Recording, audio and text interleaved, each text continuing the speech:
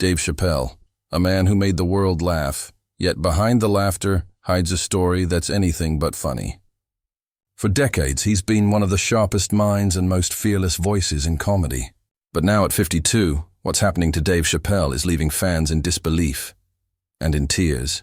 He was once unstoppable, his words powerful enough to shake Hollywood, his talent unmatched, his humor cutting through the noise of the world. Yet behind the fame and the laughter, Dave has faced a lifetime of struggle, betrayal, isolation, and the crushing weight of being misunderstood by the very industry he helped redefine. From walking away from a $50 million deal at the height of his career, to battling years of media backlash and emotional exhaustion, Dave's journey is not just about comedy, it's about survival. Today, fans are noticing the change, the pain in his eyes, the weariness in his tone, and the truth behind his silence. The same man who once made the world laugh now speaks with the wisdom of someone who has seen too much. This is the untold story of Dave Chappelle, the man behind the laughter, the pain behind the power, and the heartbreaking reality of what fame truly cost him. Long before he became a global icon, Dave Chappelle was just a young dreamer from Washington, D.C., standing in smoky clubs, holding a microphone, and daring to say what others were too afraid to. From the very beginning, he had something rare, a voice that could make people laugh while forcing them to think. In the early days, Dave's comedy wasn't just about jokes, it was about truth. He spoke about race, society, and hypocrisy with a sharpness that left audiences stunned. There was pain behind his humor, wisdom behind his words. He wasn't trying to be famous. He was trying to be honest. And that honesty would change everything. By the early 2000s, Chappelle's show became one of the most groundbreaking programs in television history. No one had ever seen anything like it, bold, unapologetic, and fearless. Through characters like Clayton Bigsby, Tyrone Biggums, and Prince, Dave held up a mirror to society, showing America its contradictions with a smile. He made people laugh at the truth even when it hurt, but success came fast, and it came heavy. Suddenly, this quiet, thoughtful man became the center of a cultural storm. Millions of fans adored him, but behind the applause, Dave began to feel uneasy. Hollywood wanted to control his voice, reshape his message, and package his brilliance into something marketable. As the show's popularity skyrocketed, so did the pressure. The studio wanted more episodes, more jokes, more profit. But for Dave, comedy was never just business. It was his soul. When the laughter started to feel fake, when the message began to twist, he knew something was wrong. The people around him didn't always understand his choices. To the world, he was living every comedian's dream. But to Dave, he was losing himself. "The higher up I went," he once said, "the less I recognized who I was." Behind the curtain, he struggled with anxiety, exhaustion, and the heavy responsibility of being a truth-teller in an industry built on illusion. The fame that once felt exciting began to suffocate him. The laughter that once lifted him began to echo with pressure. And then, in 2005, at the peak of his success, Dave Chappelle did the unthinkable. He walked away. He left a $50 million contract on the table and disappeared to South Africa without a word. The world called him crazy. The media mocked him. But those who truly understood him saw something deeper, a man fighting for his peace, refusing to sell his soul for a paycheck. It was one of the boldest moves in entertainment history. Dave chose integrity over fame, freedom over fortune, but the cost of that choice would follow him for years. In walking away, Dave Chappelle proved he wasn't just a comedian, he was an artist, a philosopher, and a man searching for truth in a world built on lies. He didn't just change comedy, he changed the meaning of courage. When Dave Chappelle vanished from Hollywood in 2005, the world went silent. No interviews, no statements, no explanations, just gone. For a man at the very peak of his career, it seemed unthinkable. Fans were confused, the media was ruthless, and the rumors spread faster than truth ever could. They said he'd gone insane. They said he'd been blacklisted. Some even claimed he was hiding from the industry that made him famous. But the real story was much deeper and much sadder. Dave hadn't lost his mind. He had lost his peace. Behind the scenes, the pressure had reached a breaking point. Chappelle's show had become too big, too demanding, too commercial. What started as art had turned into a machine. Dave began to feel like a puppet. His message distorted, his jokes taken out of context, his purpose fading under the weight of money and fame. He once admitted that the laughter from the audience began to sound different. It wasn't joy, it was mockery. His sketches, meant to expose racism, were being celebrated for the very stereotypes he was trying to criticize. It broke him inside. "When your laughter doesn't feel right," he said, "you have to stop and ask yourself, who's really laughing and why?" Dave was torn between two worlds, the artist who wanted to speak truth and the entertainer everyone expected him to be. He was haunted by the fear that he was becoming part of the very system he once fought against. Then came the exhaustion, emotional, mental, spiritual. The fame, the expectations, the corporate control, it all became too much.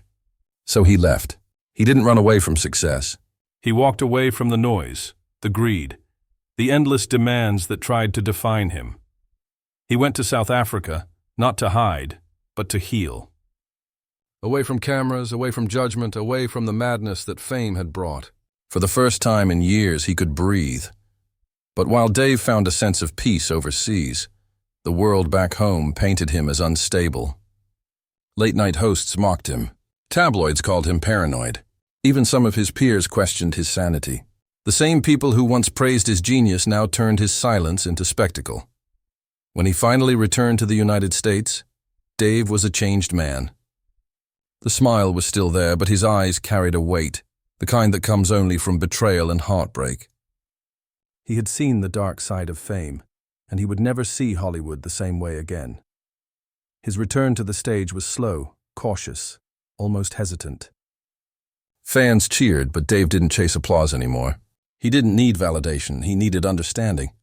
He spoke about the pain of being misunderstood, the loneliness of standing for something real in a world that rewards illusion. "Sometimes you gotta be the villain in someone else's story," he told an audience years later, "just to be the hero in your own." Dave Chappelle had walked away from everything, not because he failed, but because he refused to lose himself. Yet even as he began to rebuild his life, the scars of that time would never truly fade.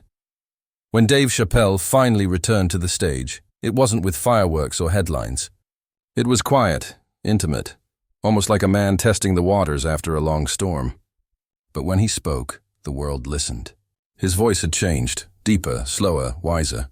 The jokes were still sharp, but they carried something heavier now: experience. He wasn't just telling jokes anymore. He was telling the truth, unfiltered, raw, and often uncomfortable. His comedy had evolved into a mirror reflecting the times we live in. Through his stand-up specials, Dave tackled race, power, politics, and pain with the same fearless honesty that made him a legend. But now, the laughter came with a sting, because every punchline carried a piece of truth that many didn't want to face. At first, fans celebrated his comeback. He was hailed as the voice of reason in a world gone mad.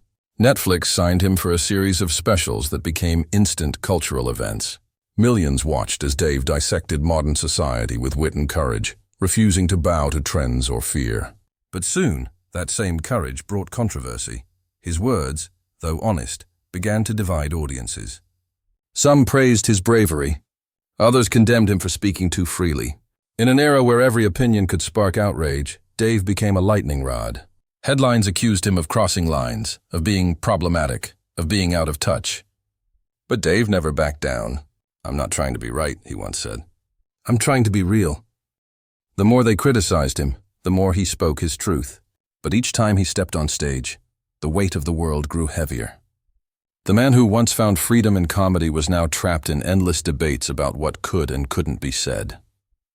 The stage that once gave him life began to take pieces of it away. Friends noticed the toll it took.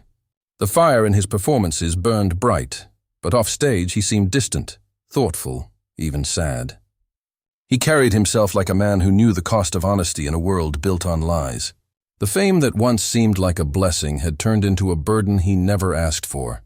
In one powerful moment, Dave admitted, "I walked away once to save my soul. I'll do it again if I have to." Those words revealed what so many had missed, that every laugh, Every controversy, every headline came at a price.